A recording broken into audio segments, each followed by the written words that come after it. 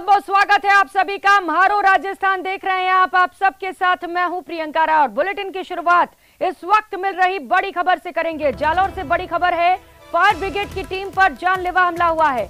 आग बुझाने पहुंची टीम पर बदमाशों ने हमला बोल दिया। कुल्हाड़ी, पत्थरों और लाठी डंडों से हमला किया गया है। फायर ब्रिगेड की गाड़ी को भी नुकसान पहुंचाया गया है। मौके पर पुलिस के देरी से पहुंचने के भी आरोप हैं, जिसके कारण यह हमला हुआ। तस्वीरें आप देख पा रहे हैं किस तरीके से यहां पर दमकल विभाग की टीम पर जानलेवा हमला किया गया है। कुछ बदमाशों ने हमला बोला, जमकर तोड़फोड़, गाड़ी को भी क्षतिग्रस्त कर दिया गया है। वहीं पुलिस की कार्यशैली पर भी सवाल खड़े हो रहे हैं। लोगों का कहना है कि पुलिस वहां पर देर से पहुंची, सूचना के बावजूद भी पुलिस वहां पर समय रहते नहीं पहुंची, जिसके चलते बदमाशों ने जमकर उत्पात मचाया। मारपीट की गई है। कुल्हाड़ी, पत्थरों और लाठी डंडों से हमला किया गया। मुख्यालय पर यानी कि 10 किलोमीटर दूर एक आगजनी की घटना मिलने पर फायर ब्रिगेड की टीम आनंद फानंद पर मौके पर पहुंची, लेकिन जैसे ही वहां पर मौजूद लोगों ने फायर ब्रिगेड की टीम पर हमला बोल दिया। वहां पर मौजूद लोगों ने किस तरीके से फायर ब्रिगेड की टीम पर हमला बोला और फायर ब्रिगेड गाड़ियों को भी क्षतिग्रस्त करने का काम किया। आप तस्वीरों में देख सकते हैं कि किस तरीके से जो है फायर ब्रिगेड की गाड़ियों पर वहां पर मौजूद लोगों ने हमला बोला, जिससे ये जो गाड़ी को भी नुकसान पहुंचाने का प्रयास किया। साथ ही साथ जो ड्राइवर था उसके भी शर्ट फाड़ दिए और इस तरीके से परेशान करने का काम है वो किया गया। हम मौके पे जैसे पहुंचे, जाते समय गाड़ी पे चलती गाड़ी पे पत्थरबाजी की और लाठी या कुदाल से हमला किया और मेरे को ड्राइवर सीट से खींचा। हमने गाड़ी अंदर से लॉक कर दी। गाड़ी लॉक नहीं की हुई तो मैं एक बार गिर जाता फाटक खुलने के साथ, और खींचने के बाद ये साइड होकर हमको खींचा और यहाँ से लगी और पूरा शर्ट फाड़ दिया। आखिर नाराज क्यों थे, किस वजह से आप पे हमला बोला, वो सब पता नहीं हमको सर। हाँ, कैसे सूचना मिली थी, कितना दूर थे? तो सूचना था यहाँ से अधिका हेल्पलाइन से सूचना मिली थी, तुरंत 15 मिनट में हम गाड़ी वहाँ मौके पे पहुंच चुके थे। आप लोग कितने लोग थे? वो हम 6 लोग थे। ये जो फायर ब्रिगेड की टीम थी, जैसे ही जो सूचना मिली उसके बाद में आनंद फानंद में मौके पर पहुंच गई, लेकिन वहां पर मौजूद लोगों ने फायर ब्रिगेड की टीम पर हमला बोल दिया। हमला भी नॉर्मली जानलेवा हमला बोला गया, उन्हें मारने का प्रयास किया गया, गाड़ी को भी क्षतिग्रस्त कर लिया। ऐसे में किस वजह से ये, लेकिन फायर ब्रिगेड की टीम पर हुए हमले को लेकर कहीं ना कहीं ये सवाल उठते हैं कि आखिर मौके पर जो एम्बुलेंस जो और फायर ब्रिगेड की जो टीमें हैं वो आपातकालीन स्थितियों में मौके पर पहुंचती है, बावजूद उसके इस तरीके का मोरल डाउन करने का जो वो कुछ लोग थे, उन्होंने बदमाशों ने प्रयास किया। ऐसे में ये मांग की जा रही है कि पुलिस जिन लोगों ने इनके ऊपर हमला किया है उनके खिलाफ कार्रवाई की जाए। श्याम बिश्नोई, न्यूज 18, जालौर। से होगी श्याम सुंदर हमारे साथ ज्यादा जानकारी के साथ जुड़ चुके हैं। श्याम, फायर ब्रिगेड की टीम पर हमला हुआ है, मतलब समझ में नहीं आ रहा है क्यों हमला किया गया, कुछ पता चल पाया है? क्योंकि जिस तरीके से हमला किया गया है उनका मकसद ये लग रहा है कि जान लेने की कोशिश की गई है।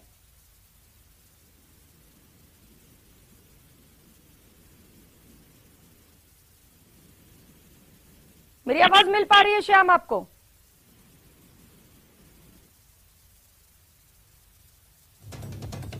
तो फायर ब्रिगेड की गाड़ी को भी नुकसान पहुंचाया गया है। तस्वीरें लगातार आपको दिखा रहे हैं किस तरीके से जमकर मारपीट की गई है, कपड़े तक फाड़ दिए गए हैं। कुल्हाड़ी और पत्थर जिसके हाथों में जो आए उसी से जमकर पीटा गया है। बताया जा रहा है कि आग लगने की सूचना मिली थी और सूचना के बाद 15 मिनट में टीम यहां पर पहुंच गई थी, बावजूद इसके टीम पर हमला किया गया है।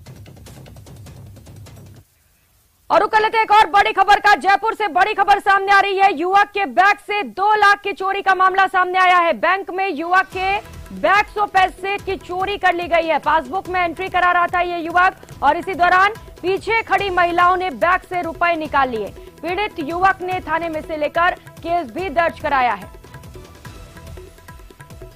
तो जयपुर से ये बड़ी खबर सामने आ रही है, जहां पर युवक के बैग से 2 लाख रुपयों की चोरी कर ली गई है। बताया जा रहा है कि युवक के ये जो पैसे थे वो बैग में भरे हुए थे और इसी दौरान ये युवक पासबुक में एंट्री कर रहा था, तभी पीछे खड़ी कुछ महिलाओं ने बैग से रुपए निकाल लिए। बड़े आराम से रुपए निकालकर जो महिलाएं थी वो यहां से फरार हो गई हैं। जैसे ही युवक को जानकारी लगी रुपए उसके पास नहीं मिले, उसने तुरंत इसे लेकर थाने में मुकदमा दर्ज करा दिया है। अब पुलिस आरोपियों की तलाश में जुटी हुई है, क्योंकि बैंक में ये चोरी की गई है। ऐसे में वहां पर सीसीटीवी कैमरे लगे होंगे और उसमें से जो तस्वीरें निकल कर आएंगी, कहीं न कहीं पुलिस को इस फुटेज से उन चोरों को पकड़ने में आसानी जरूर होगी।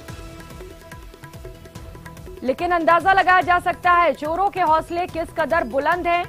जब बैंक में महिलाएं चोरी जैसी वारदात को अंजाम देती हैं, बताया जा रहा है कि युवक पैसे निकालने के बाद पासबुक में एंट्री कर रहा था और इसी दौरान लाइन में पीछे कुछ महिलाएं खड़ी हुई थी जिन्होंने चोरी की वारदात को अंजाम दिया। विष्णु सहयोगी हमारे साथ जुड़ चुके हैं। विष्णु, चोरी की एक और वारदात, क्या कहना है पुलिस का? सीसीटीवी फुटेज हाथ लगे अब तक?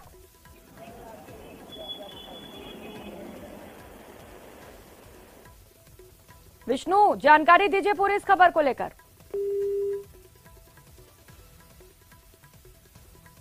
सहयोगी से संपर्क नहीं हो पा रहा है, कुछ नेटवर्क इशू है, फिर से कोशिश करेंगे। और इस बीच नागौर से बड़ी खबर सामने आ रही है। राजकीय स्कूल में क्लर्क ने आत्मदाह की कोशिश की है। स्कूल में ही पेट्रोल डालकर खुद को आग के हवाले कर दिया। आग में तकरीबन शख्स 80% तक झुलस चुका है। गंभीर हालत में उसे अस्पताल में भर्ती कराया गया है। तस्वीरें आप देख पा रहे हैं जहां पर क्लर्क ने आत्मदाह की कोशिश की है। अब इसके पीछे क्या वजह रही, क्या मजबूरी रही, क्यों क्लर्क को इतना विवश होना पड़ा? महेंद्र सहयोगी हमारे साथ जुड़ चुके हैं। महेंद्र, क्या वजह है इस आत्मदाह के पीछे?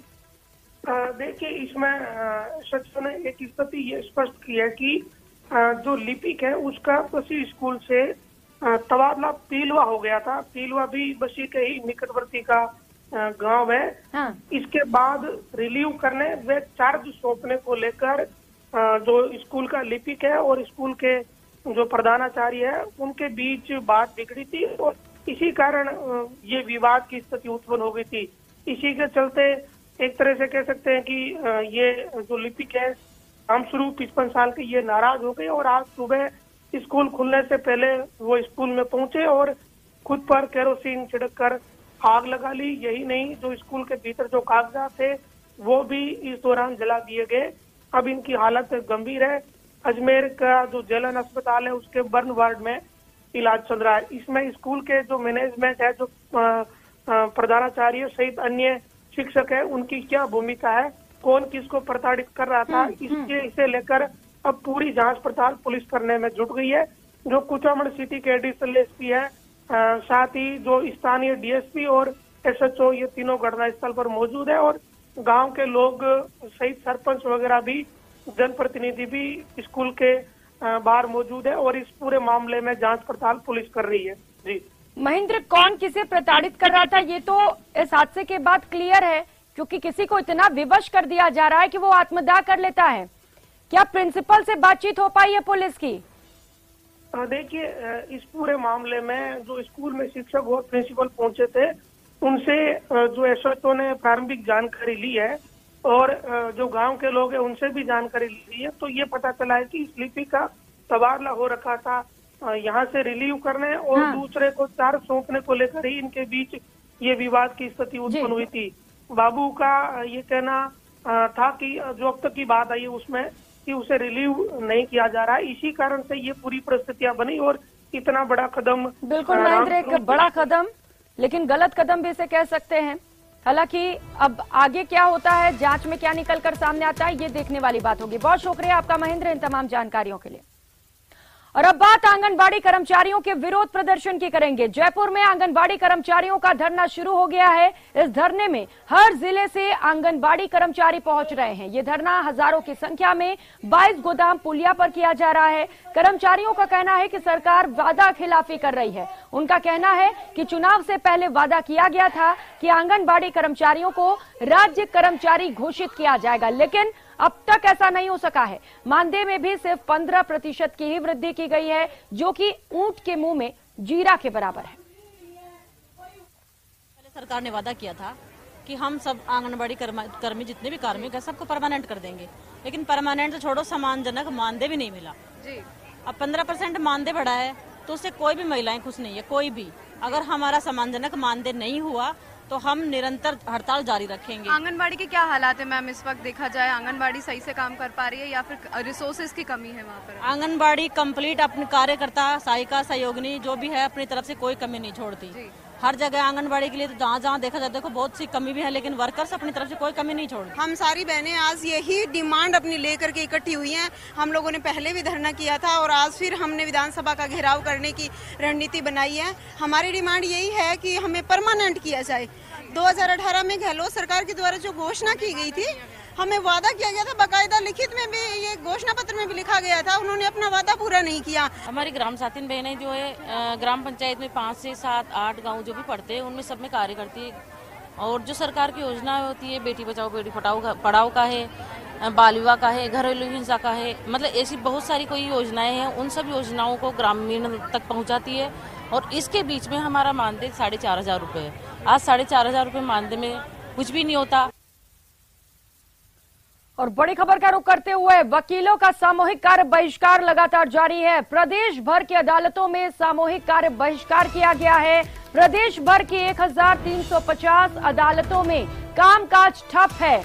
रोजाना 1,25,000 से ज्यादा केस इससे प्रभावित हो रहे हैं। एडवोकेट प्रोटेक्शन एक्ट लागू किए जाने की मांग है और वकीलों ने एक्ट लागू करने की मांग को लेकर महापंचायत भी की है। 10 मार्च को विधानसभा का घेराव भी वकील कर सकते हैं। ये बड़ी खबर निकलकर सामने आ रही है। तो एडवोकेट प्रोटेक्शन एक्ट लागू किए जाने की मांग है और इसे लेकर लगातार वकील कार्य बहिष्कार कर रहे हैं। बड़ी संख्या में लोगों के केसेस इसकी वजह से पेंडिंग पड़े हुए हैं।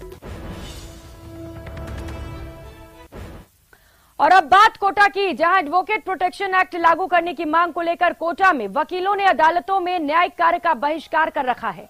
न्यायिक कार्य के बहिष्कार के चलते कोर्ट परिसर में न्याय की उम्मीद में आने वाले लोगों की भारी परेशानियों का सामना करना पड़ रहा है। वहीं लंबित मामलों की जो संख्या है उसमें भी लगातार इजाफा देखने को मिल रहा है। वकीलों का कहना है कि प्रदेश में पिछले कुछ समय से लगातार अधिवक्ताओं पर हमले बढ़े हैं। सरकार को अधिवक्ताओं के हित में फैसला लेकर एडवोकेट प्रोटेक्शन एक्ट लागू करना चाहिए। वकीलों का कहना है कि जब तक उनकी मांगे नहीं मानी जाती हैं, तब तक उनका आंदोलन जारी रहेगा। वकीलों से बातचीत की हमारे संवाददाता ओम प्रकाश मारू ने। कोचिंग नगरी में भी एडवोकेट प्रोटेक्शन लागू करने की मांग को लेकर वकील आंदोलन की राह पर है। वकील हैं जिन्होंने आज कार्य का बहिष्कार किया, उन वकीलों से भी बातचीत करते हैं और जानते हैं। मैडम, क्या है डिमांड आपकी? डिमांड ये है कि हमारे जो प्रोटेक्शन बिल है, एक्ट, वो मंजूर होना चाहिए, क्योंकि वकीलों के आए दिन हत्या हो रही है वकीलों की। आप यूपी में देखें, आप राजस्थान में देखें, आप पूरे देश में देखें, तो हमारा वकील कहीं भी सुरक्षित नहीं है। ऐसी परिस्थिति आ गई कि मतलब रोड चलते लोग कोर्ट से वकील जाते हैं तो मार दिए जाते हैं, कोर्ट में वकील आते हैं तो मार दिए जाते हैं। आखिर वकील है तो वो दोनों ही पक्षकारों के बीच वकालत तो करता ही है, तो ऐसा थोड़ी होता है कि आप किसी को भी मार दोगे। राजस्थान में इस समय समूचा अधिवक्ता समुदाय हड़ताल पे है, विरोध प्रदर्शन पर है। उसकी मांग है प्रोटेक्शन एक्ट। 18 फरवरी को जोधपुर में एक अधिवक्ता की नृशंस हत्या के बाद से चालू हुआ ये आंदोलन तब तक जारी रहेगा जब तक कि राजस्थान सरकार का जो चुनावी वादा उन्होंने अपने घोषणा पत्र में किया था वो पूरा नहीं हो जाता। वकील समुदाय आम जन के लिए ही काम करता है, पीड़ित को न्याय दिलाने के लिए काम करता है और पीड़ित आम जनता वकीलों के साथ है। तो वकील अपने लिए नहीं मांग रहा, वकील समाज के पीड़ित वर्ग के लिए मांग रहा है, क्योंकि पीड़ित वर्ग आम जनता के लिए वकील काम करता है, उसको न्याय दिलाने के लिए काम करता है। और जिस तरीके से राजस्थान में एक वकील की हत्या हुई है, उससे पूरा वकील समुदाय उद्वेलित है। वहीं मंत्री प्रताप सिंह खाचरियावास ने वकीलों की सुरक्षा को लेकर बयान दिया है। बुधवार को कैबिनेट बैठक के बाद मीडिया से बातचीत में खाचरियावास ने कहा है कि एडवोकेट प्रोटेक्शन एक्ट पर कैबिनेट में चर्चा हुई है। इस मुद्दे पर मुख्यमंत्री जल्द फैसला लेंगे। एडवोकेट प्रोटेक्शन बिल को लेकर और सारे के सारी पूरी सरकार, पूरी कैबिनेट बहुत सीरियस है। हमारे एडवोकेट साथियों का हम सम्मान करते हैं। उन्होंने जो डिमांड उठाई है कैबिनेट में चर्चा हुई है, जिस पर मुख्यमंत्री जी जल्दी फैसला लेंगे। और रुक करेंगे अगली खबर का। जयपुर के एसएमएस अस्पताल से बड़ी खबर सामने आ रही है, जहां अस्पताल के स्ट्रोक आईसीयू से 6 इंजेक्शन गायब हो गए। इन इंजेक्शन की कीमत बाजार में तकरीबन 40 से 50 हजार रुपए की है। अस्पताल प्रशासन ने थाने में मामले की शिकायत दी है, जिसके आधार पर पुलिस ने जांच भी शुरू कर दी है। तो सवाई मानसिंह अस्पताल से स्ट्रोक आईसीयू से इंजेक्शन गायब हो गए हैं। तकरीबन 40 से 45 हजार तक इन इंजेक्शन की कीमत बताई जा रही है। अब सवाल यह है कि आखिर अस्पताल से इंजेक्शन गायब कैसे हुआ, किसने यहां पर चोरी की वारदात को अंजाम दिया? इन तमाम सवालों के जवाब ढूंढने के लिए पुलिस पूरे मामले को लेकर जांच में जुटी है। और रुक लेते हैं एक और बड़ी खबर का। जयपुर से बड़ी खबर है, बुजुर्ग का एटीएम कार्ड बदलकर ऑनलाइन ठगी की गई है। पीड़ित के बैंक खाते से तकरीबन 9,05,000 रुपए निकाल लिए गए हैं। मदद के बहाने बदमाशों ने पिन नंबर पूछा। शातिर बदमाशों ने चालाकी से एटीएम कार्ड बदल डाला। पीड़ित बुजुर्ग ने थाने में इसे लेकर शिकायत दर्ज कराई है। तो बुजुर्ग एटीएम में पैसे निकालने पहुंचा हुआ था। इसी दौरान कुछ शातिर वहां पर पहुंचे और मदद के बहाने बुजुर्ग से एटीएम नंबर पूछ लिया और एटीएम कार्ड बदलकर ठगी की वारदात को अंजाम दिया।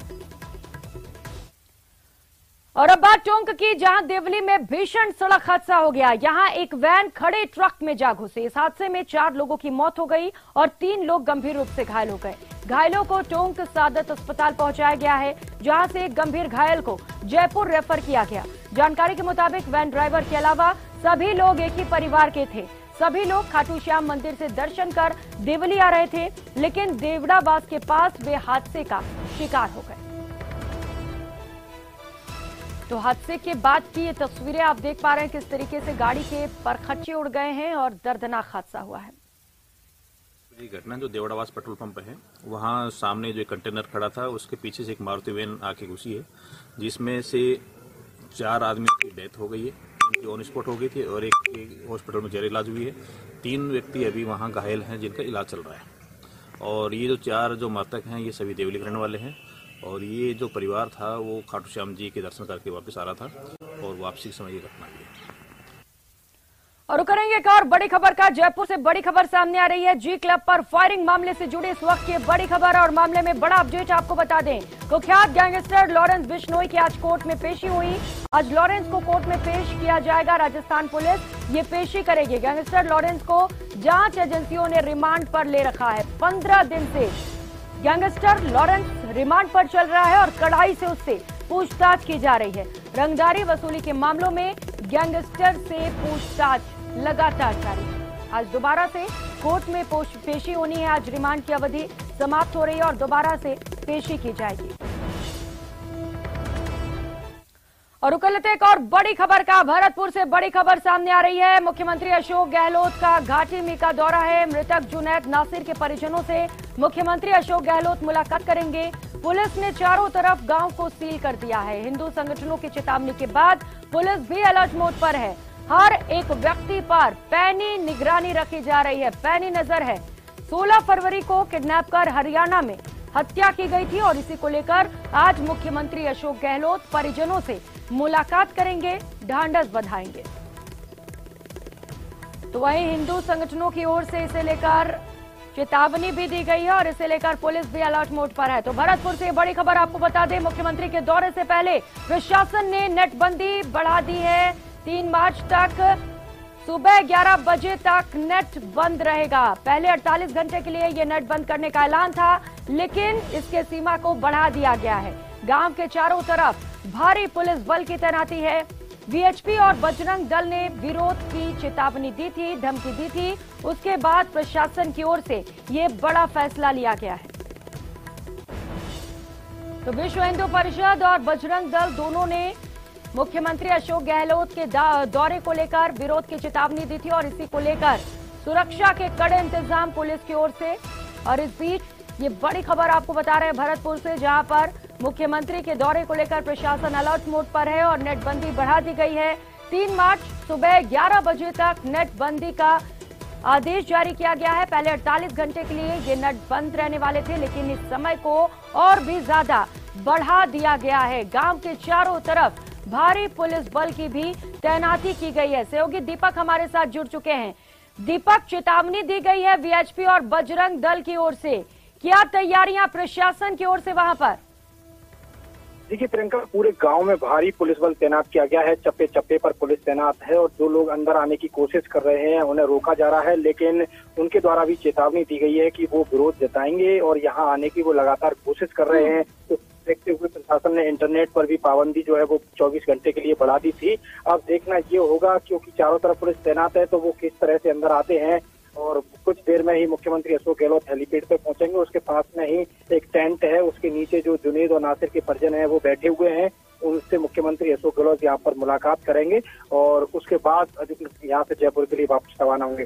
लेकिन सबसे बड़ी बात यह है कि हेलीपैड पर कब से 1000 से अधिक पुलिसकर्मी तैनात किए गए हैं। किसी भी तरह की चूक ना हो, उसको लेकर के पुलिस प्रशासन ने कड़े बंदोबस्त यहाँ पर किए हैं। क्योंकि जो लोग हैं बजरंग दल और विश्व हिंदू परिषद के, वो भी लगातार चेतावनी दे रहे हैं कि वो इस दौरे का विरोध करेंगे। और कुछ लोग जो है वो तो गांव के अंदर आ भी चुके हैं, ये जो सूचना है वो मिल रही है। और उसी को लेकर के चारों तरफ प्रशासन अलर्ट मोड पर नजर आ रहा है। हेलीपैड के चारों तरफ चप्पे चप्पे पर पुलिस बल तैनात किया गया है। ऊपर छतों पर खड़े होकर के पुलिसकर्मी निगरानी कर रहे हैं कि कहीं से कोई अंदर ना आ जाए और कोई विरोध की स्थिति ना बने। बिल्कुल दीपक, प्रशासन पूरी तरह से मुस्तैद है और आप बता रहे हैं कुछ ही देर में मुख्यमंत्री अशोक गहलोत वहां पर पहुंचने वाले हैं, मृतक के परिजनों से मुलाकात करेंगे। क्या अब परिजनों को उम्मीद है कि जो भी मांगे उनकी ओर से थी अब उन्हें पूरा किया जाएगा? परिजनों की ओर से कोई बयान? देखिए, परिजनों की ओर से अभी कोई इस मामले में बयान नहीं आया है। परिजन इंतजार कर रहे हैं, यहाँ पर बैठे हुए हैं। मुख्यमंत्री अशोक गहलोत पहुंचेंगे, उसके बाद उनकी मुलाकात होगी और मुलाकात के बाद क्या वो मुख्यमंत्री अशोक गहलोत के सामने मांगे रखते हैं और मुख्यमंत्री अशोक गहलोत क्या आश्वासन देते हैं, ये बड़ी देखने वाली चीज होगी। क्योंकि लगातार जो है मृतकों के परिजन हैं वो आरोपियों की गिरफ्तारी के साथ साथ जो मुआवजा है और एक आश्रितों को नौकरी है उसको लेकर के मांग की जा रही थी। कुछ ही समय में मुख्यमंत्री यहाँ पर पहुंचेंगे, आपसे अपडेट भी लेंगे। बहुत शुक्रिया आपका इन तमाम जानकारियों के लिए। और जयपुर से बड़ी खबर सामने आ रही है, सरकारी भूमि से जेडीए ने अतिक्रमण हटा दिया है। खसरा नंबर 481 पर लंबे वक्त से लोगों ने कब्जा कर रखा था। सरकारी भूमि पर कब्जा कर वेयर हाउस रेस्टोरेंट का संचालन किया जा रहा था। पक्के निर्माण को भी जेडीए के दस्ते ने ध्वस्त कर दिया है। तस्वीरें उस दौरान की जब जेडीए के दस्ता मौके पर पहुंचा और वहां पर कार्रवाई को अंजाम दिया गया है। बताया जा रहा है कुछ पक्के निर्माण भी कराए गए थे, अवैध निर्माण ये बताए जा रहे हैं जिन्हें जेडीए ने ध्वस्त कर दिया है। और सिरोही से बड़ी खबर सामने आ रही है, कुत्ते के नोचने से नवजात की मौत मामले में इस वक्त का बड़ा अपडेट आपको बता दें। न्यूज 18 राजस्थान की खबर का बड़ा असर हुआ है। जिला परिषद सीईओ की जांच में बड़ा खुलासा हुआ। Duty doctors, nursing officer, ward boy को जिम्मेदार माना गया है। हॉस्पिटल में लापरवाही, बिना अनुमति छुट्टी पर जिम्मेदार गए, इसे लेकर उन्हें जिम्मेदारी दी गई। जांच रिपोर्ट में तत्काल प्रभाव से इस पोस्ट से हटाने की भी अनुशंसा की गई। तो न्यूज 18 राजस्थान ने इस खबर को प्रमुखता से दिखाया और एक बार फिर से इसका बड़ा असर हुआ है। नर्सिंग कर्मी के हटाने के फैसले का विरोध किया जा रहा था। वहां पर जो अस्पताल में कर्मचारी थे वो प्रदर्शन कर रहे थे और इसे लेकर जांच भी कर ली गई है। सवाल उठ रहे थे जिला कलेक्टर के आदेशों पर कि बिना जांच के आखिर निलंबन कैसे कर दी गई। और खबरों में आगे बढ़ते हुए खबर आपको बताएंगे जो आपको चौंका देगी, जहां पर एक डॉग लवर रो पड़ी। विधानसभा के बाहर ज्योति खंडेलवाल भावुक हो उठी। सिरोही में कुत्तों पर हो रही क्रूरता पर ज्योति खंडेलवाल के आंसू छलक उठे और भूखे कुत्ते कुछ खा भी नहीं सकते हैं, वो इंसान नहीं है, सरकार उनकी नसबंदी करे, ये कहना है ज्योति खंडेलवाल का। कुत्तों पर जुल्म और ज्यादती न किया जाए। ज्योति खंडेलवाल के पास बता दें कि कुल 100 कुत्ते हैं। में हादसा हो गया था, एक हॉस्पिटल में एक बच्चे को डॉग खा गया था। मैं मानती हूँ बहुत दर्दनाक घटना है, पर मेरे कुत्ते की क्या गलती है? मेरे कुत्ते को क्या थोड़ी पता था कि हॉस्पिटल में जाना अलाउड नहीं है। पहले तो हॉस्पिटल मरा हुआ बच्चा जो फ्लैशेस होते हैं, हॉस्पिटल की गंदगी वो वहाँ फेंक देते हैं। कुत्ता आदी हो जाता है, वो खाता है, हैबिचुअल हो जाता है। जाने अनजाने वो हॉस्पिटल में आ गया, उसने बच्चा उठा के ले गया, तो गलती कुत्ते की क्यों थी? तो वहाँ पे जो एक्शन लेने थे, मुझे बुलाते कि मैडम ऐसा हादसा हुआ, मैं डॉग्स पे काम करती हूँ, आप कुत्तों को अडॉप्ट कर लो, नसबंदी पे काम करें, इनके आबादी कम करें, इनको वैक्सीन करें, न कि उन कुत्तों को बांध के कैंचियों से पकड़ के उनको पता नहीं कहाँ छोड़ दिया। और जब मैंने कुत्ते अडॉप्ट करने के लिए कहा तो कोई मुझे जवाब देना को तैयार नहीं है। तो वहीं जालौर में जोधपुर रेंज आईजी ने प्रेस कॉन्फ्रेंस की, जिसे उन्होंने संभाग में लगातार बढ़ते आपराधिक मामले पर लगाम लगाने को पुलिस की रणनीति बताई। साथ ही साथ जालौर से जुड़े नकल गिरोह और पेपर लीक माफिया पर नकेल लगाने को भी कहा है। पुलिस इन पर लगाम लगाने को लेकर कटिबद्ध है। विजिट में हमारे जालौर जिले के सभी थानाधिकारीगण, वृत्ताधिकारीगण, एडीसी एसपी साहब सबसे बैठकर डिटेल में यहाँ के आपराधिक स्थिति पे विचार विमर्श किया है और मुख्य रूप से विश्लेषण करके हमने इनको निर्देश दिए हैं कि एक तो मादक पदार्थ की तस्करी में जो लोग लिप्त हैं और जिनके विरुद्ध पूर्व से प्रकरण दर्ज हैं, जो फरार चल रहे हैं, उनके लिए व्यूह रचना बनाकर उनकी गिरफ्तारी की जाए। इस जिले के जो भी असामाजिक तत्व जो परीक्षा के मामलों में वांटेड चल रहे हैं, उनकी गिरफ्तारी के लिए विशेष प्रयास किए जाएं और जो अपराधी लंबे समय से समाज के लिए परेशानी बने हुए हैं और जिनकी हिस्ट्री शीट नहीं खुली हुई है, उनके पूरे रिकॉर्ड्स का हम विश्लेषण करवा रहे हैं और लगभग 250 अपराधी ऐसे हैं जो पिछले 10 वर्षों में जिन्होंने अपराध किए हैं और जिनके 5 और 5 से अधिक केस हैं एनडीपीएस। और अब बात उदयपुर की, जहां उदयपुर पुलिस ने 4 नामजद आरोपियों को गिरफ्तार किया। इन पर आरोप है गोगुंदा थाना क्षेत्र में मंगलवार रात Shiv Shakti restaurant and guest house में तोड़फोड़ और पेट्रोल डालकर आग लगाने की। पुलिस के मुताबिक इस घटना के बाद ही पुलिस ने टीमें गठित कर आरोपियों की तलाश शुरू कर दी थी। घटना के 2 घंटे के बाद ही आरोपियों को डिटेन कर सख्ती से पूछताछ की गई है। पुलिस ने इस मामले में धर्मेश प्रजापत, निर्भय सिंह, गोपाल वाल्मीकि, सन्नी वाल्मीकि को गिरफ्तार किया है। कोई इनकी पैसे नहीं देने के लिए मना कर दिया, इसलिए कोई कहा सुनी बात हो गई थी। इस पर उन्होंने जान से मारने की धमकी दी और फिर रात को आग लगाने की धमकी दी। तब मैं पहुंच गया, इनको आपस में समझा के इनको रवाना किया वहां से और उनको भी सुला दिया। फिर रात को ये जाके पेट्रोल ले जाके आग अंदर उतर के होटल के अंदर और पूरे काउंटर, सब फ्रीज पे, टेबल कुर्सी पे, पूरे फर्नीचर पे आग लगा दी। और फिलहाल यहाँ रुकेंगे एक छोटे से ब्रेक के लिए, लेकिन कहीं मत जाइएगा, लौटेंगे फौरन।